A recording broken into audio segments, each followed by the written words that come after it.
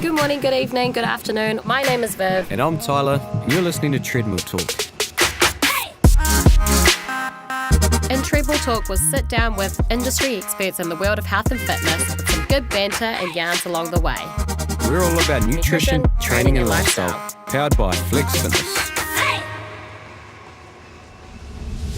Welcome along to episode 3, and now we're here today talking more a lifestyle angle.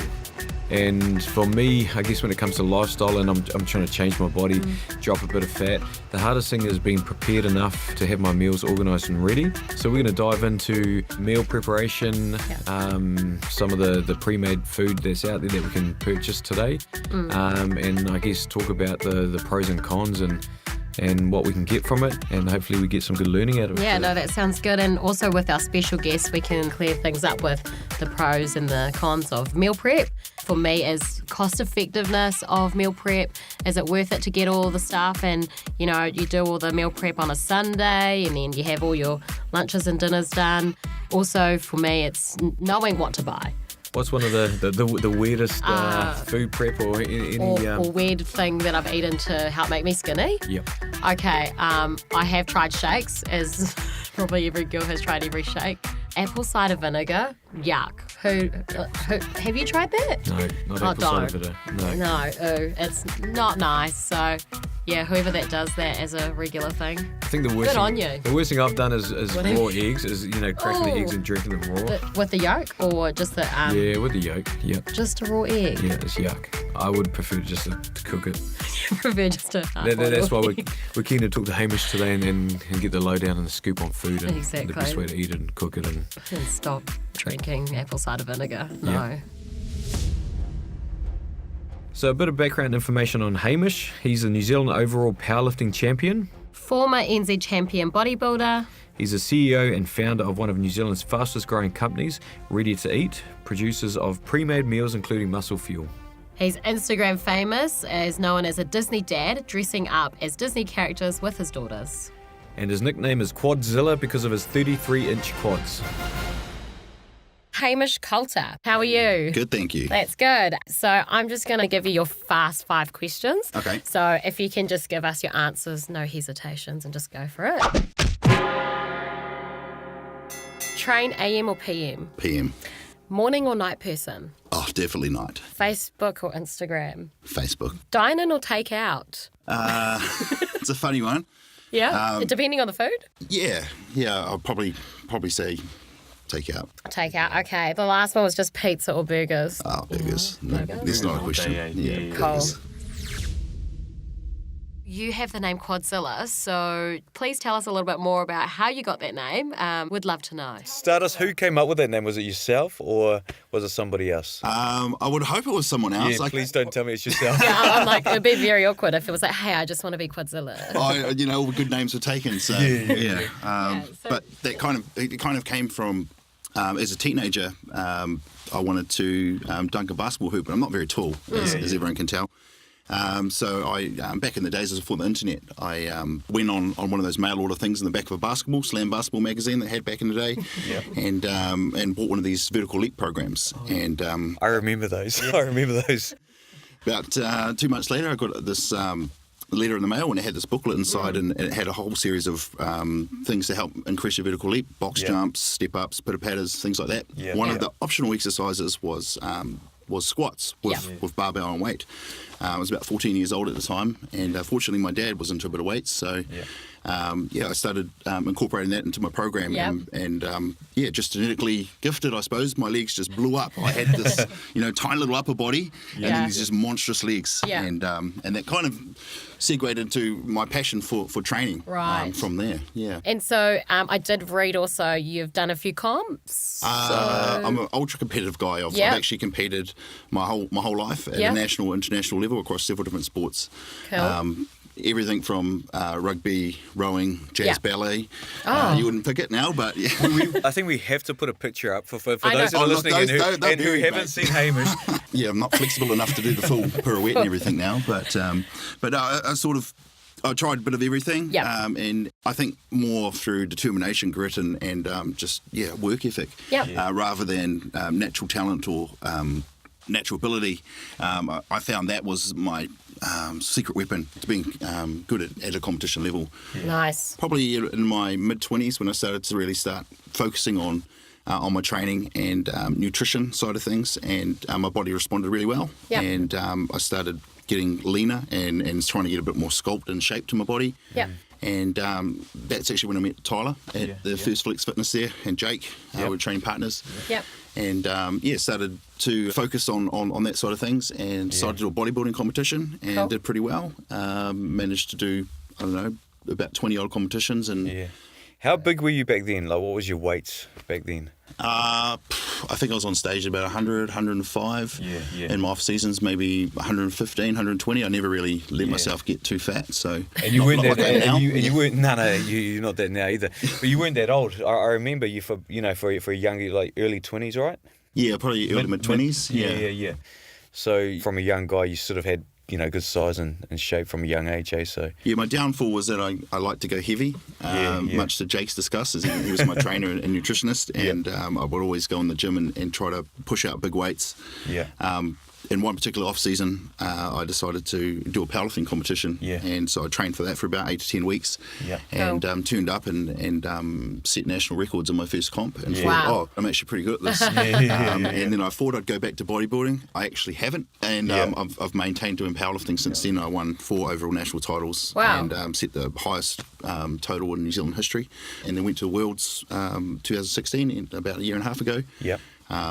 And I got a silver medal. I was actually leading up to the last lift, but this Russian guy, he got his final deadlift, and I missed mine. I was pretty gutted at the time, but looking back, I'm like, second best. You're still, that's an accomplishment. Yeah. Do you get your pants made because of your quads?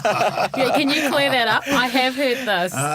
Yes. Is that true? Yeah. So, and my tops as well. No way. Yeah. So I use a company called I'll Strong give them Fit. a shout out. Yeah, Strong Fit do the shirts. It's embarrassing. They start with 7XL, and then they sort of trim it down and they bring the waist in. Amazing. And in the pants, I've got a tailor that I get really big pants, and then we just bring everything in. So. Thank you for that. You heard it first on Treadmill Talk. I'll let everyone Find me on else know. Instagram if you need the number of the tailor. I can give them. Sounds good. So just run us through quickly. Bench press. What's your most heaviest bench press? 230. 230. Wow. Yeah. Squat. Heaviest squat. 365 kilos. Oof. 800 pounds. First man to do that raw in New Zealand. Wow. Yeah. Good That's stuff. awesome. Don't ask me about my deadlift. I was going to say. What is your deadlift? What is your And we deadlift? can cut this out. We don't have to, depending on what the number comes out, we can cut it in or out. 325. So it's a bit down on the other lifts. He would make the 500 club. We talked about that the other day. 717, I think. Wow. Kgs, wow. Well, while we're on there, what are some... Fire just a couple of quick tips, like you're amazing at bench press, you're good at that. What's some tips that people can sort of take away if they're looking to increase their bench press? I think it's a long-term game. People try and get into the gym and they start doing programming and focusing on technique. Yep.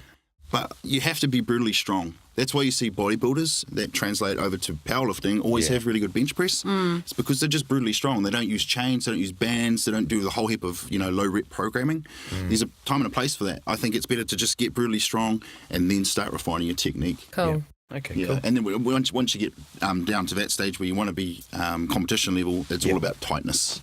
Right. Keeping your feet really firm on the floor and keeping a really tight upper body. The next one's probably more for Viv is the squat. Yes. What about squat Oh, my technique? gosh.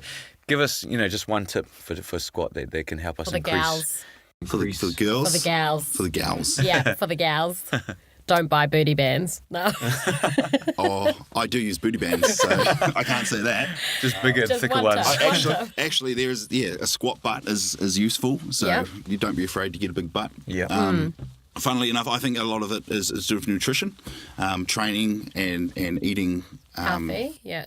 Not necessarily that. It's the way that you time your carbs around your training sessions. You want to make sure you're fueled for your session. Yep. And post-training as well. And rest is a big component. I always used to take the day after leg day, it would be a rest day. And most people on rest days would actually drop their calories. I would increase them. Okay. And people found that quite weird, but it worked for me. And other people have tried a similar technique and it worked for them too. So. And that's around sort of upping your energy. Is it sort of around your energy to be able to train harder? Yeah, there's a fine line. You don't want to eat too much, otherwise you end up in the toilets. We've talked about that on other sessions about too much toilets. protein and all sorts of things like that. Yeah, I can't do aminos or anything like that. It just, it doesn't sit well. I'm straight. But in terms of technique, there's things like sitting backwards when you squat and knees backwards. out. Yeah, so there's actually a movement which is when you think of at a raw human basic movement, you don't need to overcomplicate it. If you look at a 2-year-old child and you get them to sit down squat down to the ground, just watch their technique. They can teach you how to squat. True. It's a natural movement. I think people overcomplicate it. Yes. That pushing out like your knees, I have heard that helps, but like with me, I feel like I overthink that whole point when I am doing a squat. Well, there's a lot of weight on your shoulders. I'm like, oh my gosh, down, and then it's like knees out, butt back. It's Well, let's jump into a bit of meal prep now. So founder and CEO of Ready to Eat, and under Ready to Eat you have the Muscle Fuel brands. Yep. And we also contract manufacture other ready-to-eat food products for other companies. And we've got some other lines that we were going to be producing in-house as well. Yeah. So we started that 5.5 years ago. It was mainly around me needing, as a busy professional, I needed a convenient, healthy food option that I could take to work for me every day or help my dinners and training and life and family. Yep. Yeah. So I looked around for a solution that could provide me with these meal options, and there was nothing in New Zealand at the time. So being classic Kiwi, I thought, bugger it, I'll do it myself. Yeah, nice. And initially it was in the health and fitness industry with the first brand that we produced, Muscle Fuel. Yep. And it was actually a really strict brand of healthy pre-made meals that were designed for athletes that were at the higher end of their training. Yes. And so that came out, and we had really good intake from the general public, and we decided to open up the range a bit more towards the convenient rather than the health side of things. Still maintaining all the same sort of principles like unprocessed ingredients, healthy, locally sourced. So that was the basis of the company, and it sort of expanded into several different ranges, and we ended up putting out a program called the 10-Week Challenge about 2 years ago. It's kind of like a Jenny Craig or Weight Watchers program where your meals are actually supplied for you, and all of the nutrition and training programs and basically the whole lifestyle was supplied to people for the purpose of weight loss. And this was for people who didn't need to go from, say, 10% body fat to 5% body fat.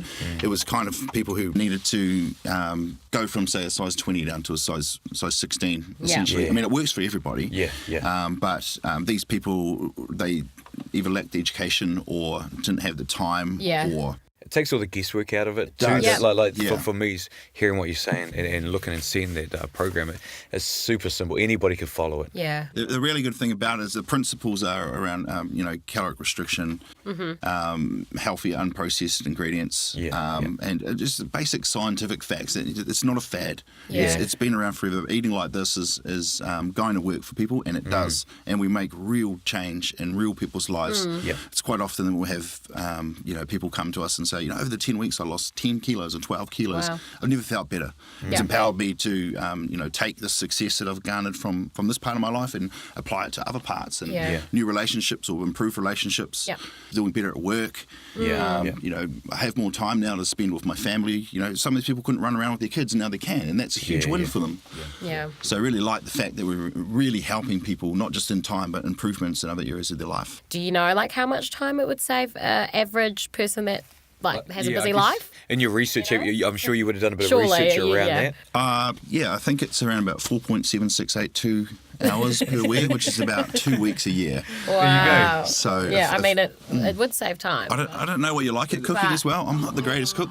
And so, we've got a team of 65 down at Ready to Eat, and that's made up of just the top chefs in development, production, people that we could find in New Zealand and actually across the world, international influence as well. And they just make an amazing dish. And there's so much variety. I think the best diet you can follow is the one that you're actually going to do. You can have something there that looks good on paper, but if you don't follow it, it's not worth it. So we just we just focus on variety. We have new meals that come out almost every 2 weeks. We have a menu readjustment, so people never get sick of eating the same old things. Oh. Talking about, food, that's the game that you're in. How has food helped you in your day-to-day life? Eating healthy, what does that do for you? Has it helped you, in your business, in terms of increasing productivity? I guess for me, I'm really always wanting to eat healthy, and I want, the nutrients, micro and macronutrients, they need to be in every meal that I eat. But I don't want it to be a focus. Yeah. So that's why I think, muscle fuel meals, especially the main ones that I eat, they've provided me with that time to either spend working or time with my family or training. I've got 3 kids, and it's so important to me to spend time with them rather than getting up in the morning and having to prep my lunch every day.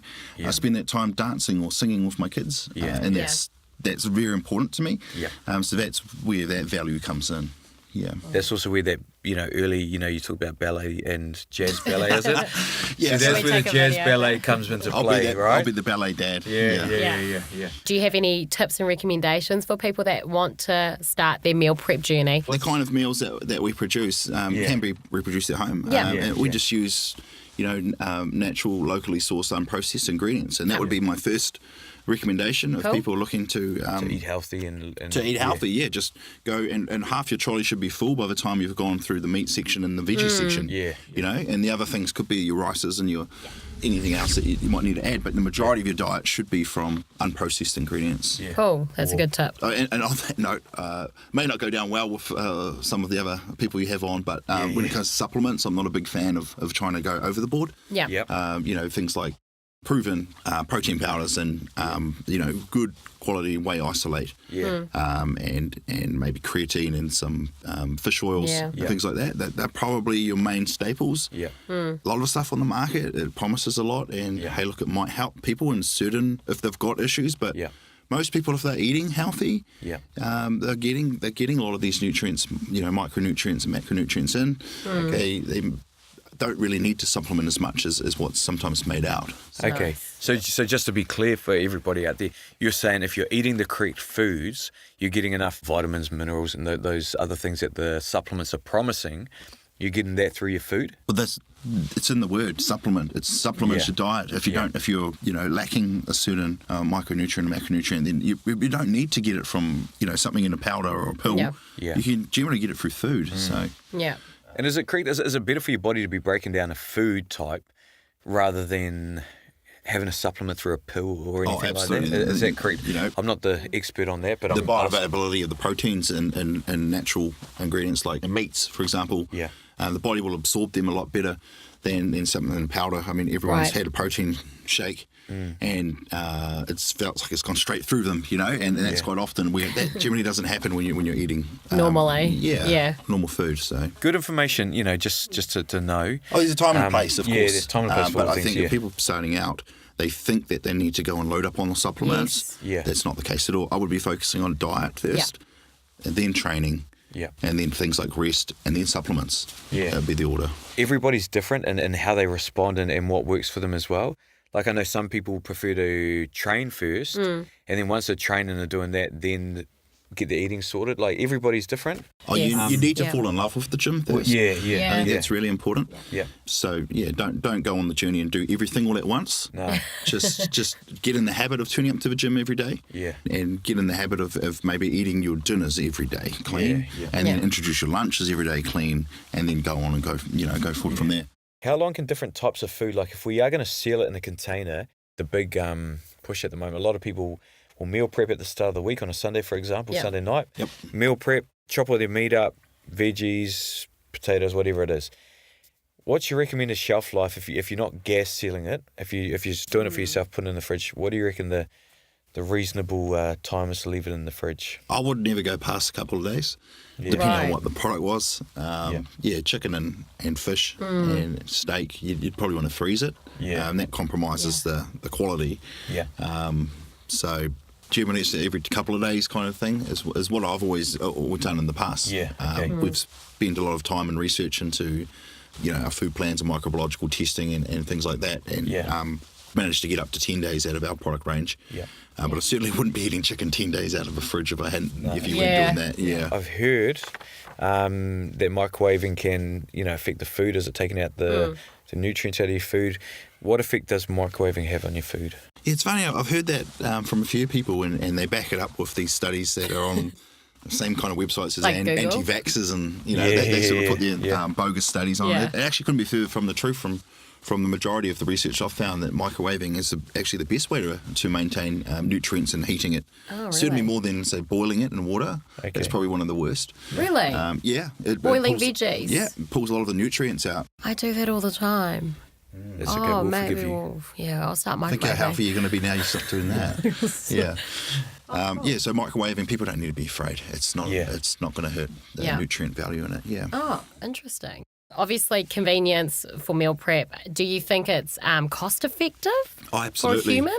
It definitely can be. With a lot of people these days, a lot of our customers are not actually making an alternative option between are they going to prep their meals or are they going to buy one of our pre-made meals. It's am I going to get Macca's or am I going to go to the cafe and get a big brekkie or something like that? And in that sense, definitely, it's not even a question. And if people are counting, putting in their time to go to the supermarket, choose what they want, all the gas involved, and getting home, prepping, cooking, cleaning afterwards. Yeah. If they factor all that into it, then it's a no-brainer as well. Okay. Yeah. Cool.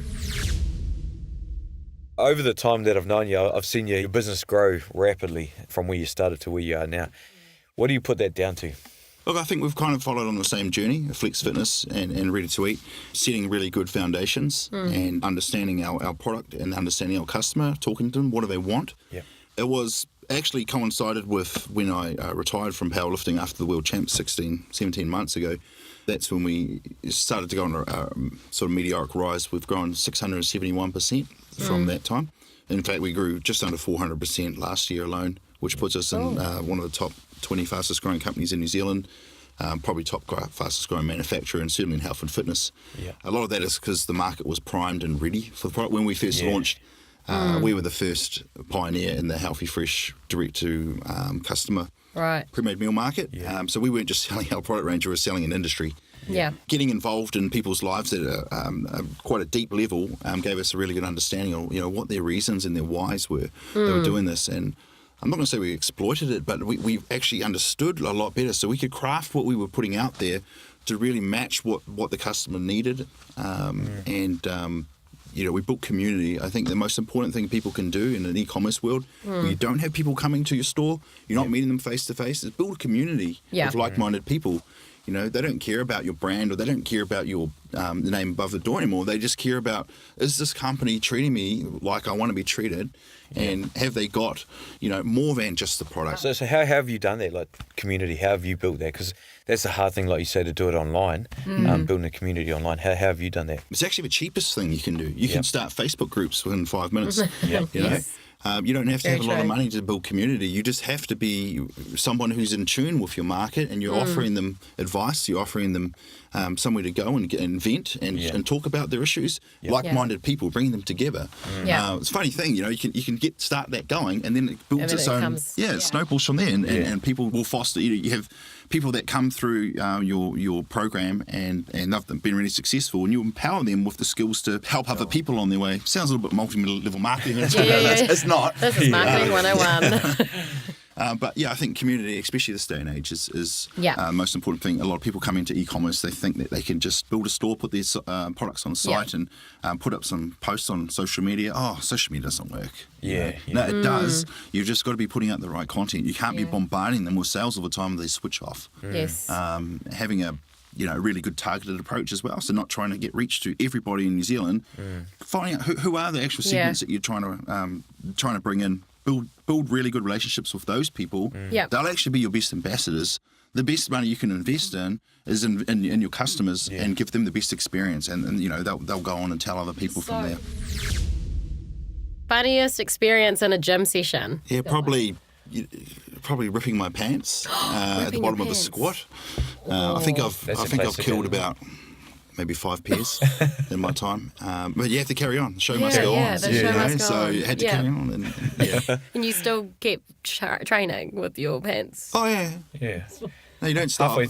Squat's normally a It's a real 3 exercise. commitment, So, you just take them off and just squat in your own. Oh, yeah, that's cool. No, that's all good. Do you think people's perspective of healthy eating has changed Yes. within the past year? Oh, let's everyone say? used to be anti-fat. Yes. Until the stats came out that it wasn't necessarily the fat. It was the caloric intake. Do you think social media has really played a part, though? Do you think that's having, technology with mobile phones, Instagram, Facebook? Oh, the has that education helped? level was so much. As I was alluding to earlier with the, the mail order, and took 2 months to get the that vertical leap training program, which I ended up being able to dunk a hoop, just so you know. Yeah. Probably still. No, I Remember can't. those things you used to get on your shoes? Yeah. And those vertical. I remember those. I don't remember. I remember trying to dunk it as well. Could you dunk? I could. I need video. What's that? I've got video. You got video? We used to always make little videos. We don't as have. kids. I don't really think we had video around much back then. Yeah, well, that sounds stupid. You're not bad at all. How old are you guys now? Okay. We've still got a long way to go in New Yes. Zealand in terms of getting our country healthier. We have made a good start. I just saw stats on the news last night that obesity in under fives has gone down. Good. So it starts at the grassroots, and probably that education needs to continue. There's initiatives that I wouldn't mind being part of going forward, and helping education with young people and what they should be eating, and trying to fund some of these options as well, because it is so important. We're going to be facing a huge epidemic of obese people and all the health complications that go with that. So the more that businesses can support that, the better the country will be. Oh, awesome. Oh, well, thanks a lot, Hamish, for being here today. Thank you so much, Hamish. Yeah, thanks a lot, Hamish. Appreciate your time. Thank you. Thank you. Well, that's all for today, guys. Thank you so much for listening in to episode 3. If you'd like to learn more about Hamish and meal prep, please check out his website, www.readytoeat.co.nz, and follow us on Instagram and Facebook, Flex Fitness New Zealand, and you can learn more with us with blog posts, downloadables, videos, and more.